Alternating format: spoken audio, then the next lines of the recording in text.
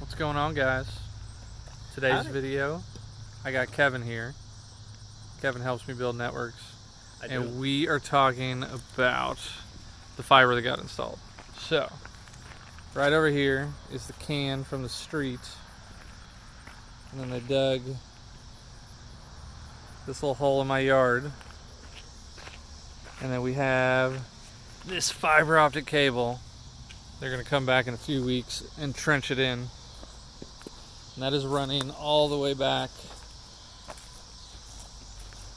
up the side of the house. So you see the stonework? They routed it up underneath the stones. Nice and soft. Bring it back out here. Yep.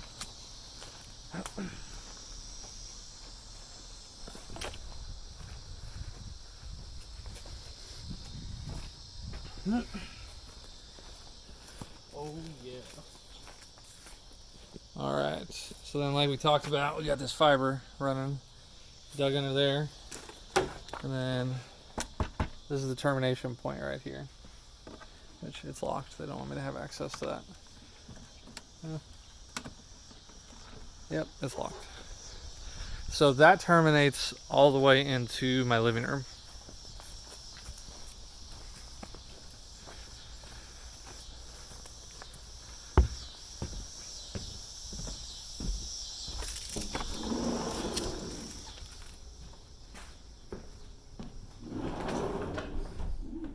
Forgive the mess, I'm moving.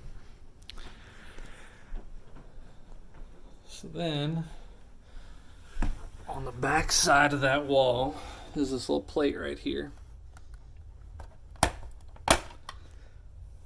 with a fiber optic jumper cable. It comes over here into an ONT, and this ONT takes fiber in and has Ethernet out.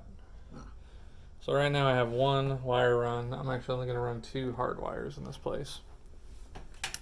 So one is for my work network. And cable management is really important too. I'm kind of a Nazi when it comes to cable management. So this cable is running along the baseboard over to my son's door frame, up the wall, around the bend, and then it follows this path right here. So the second wire is going to follow this same path, and I'm going to hang the AP right here in the center of the house to get coverage. And then this runs all the way over to my office, down the chase, around the corner to the back of my wiry mess for my computer. Beautiful. So this is where all the magic's gonna happen. And then I got a big ass whiteboard ordered for that wall so that we can do some network diagrams and stuff. So how important is understanding the physical cabling when you're troubleshooting networks? Very important. It's like 90% the issue when it comes to troubleshooting any issue in the network.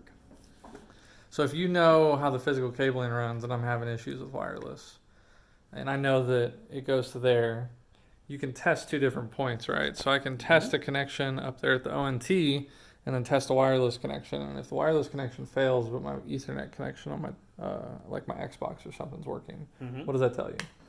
If the Ethernet connection on the Xbox fails, No, Xbox works, AP wireless is failing. oh, there's an issue with the AP. So what would you do next? The first thing I'm going to do is certify the line of the AP to make sure that that works. You look for CRC errors on the switch? And then, if you physically know where all this stuff is running and you know, like, hey, I'm getting crap wireless signal on this side of the house, but everything's working good on that side of the house, you know that it's probably that one specific AP, right? Oh, yeah, for sure. But definitely, I would check to see if there's anything interfering with it, as well as making sure that there's nothing interfering with the channels. And then, like, we just ran all this cable, right? So it's going around bends and stuff. So what happens when you bend cable too much? Oh, you get shorts, you get pairs open, and then you have to run new cabling. Well, luckily I ran this cable and it certified on the first pass. So woo woo. I didn't have to re-terminate cables. That's always a plus. So yeah, so definitely always make sure, like when you're planning a network, get your layer 1 down. And layer 1 all the way from your ISP into your house, where are you running cables, where are you running it to the access point, because your wireless is important just as much as your physical cable at the end of the day too. So I hope this has been informative for you. I'm going to keep building this network. We're going to keep putting out great content to help you guys level up and become better engineers. You going to become a better engineer? Oh, always. Learn every day. So hit that like button, subscribe, turn on notifications, and I'll catch you in the next video.